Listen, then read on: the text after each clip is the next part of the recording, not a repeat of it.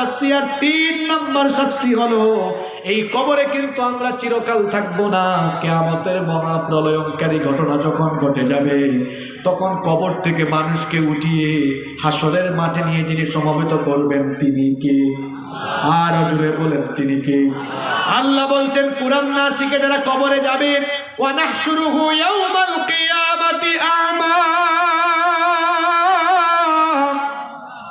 আল্লাহ তাআলা বলছেন হাসরের মাঠে কিয়ামতের দিনে তাদেরকে কবর থেকে উঠানোর সময় অন্ধ করে উঠানো হবে। এই লোকগুলো যখন অন্ধ অবস্থায় হাসরের মাঠ থেকে উঠবে, মনিরামপুরেও যদি এরকম মানুষ থাকে তারাও অন্ধ হয়ে উঠবে। এরা তখন আল্লাহকে বলবে, রব্বি লিমা হাশারতানি আ'মা ওয়া ক্বাদ কুনতু বাসীরা। এরা বলবে, রব তুমি আমাকে অন্ধ করে দিয়েছো কেন?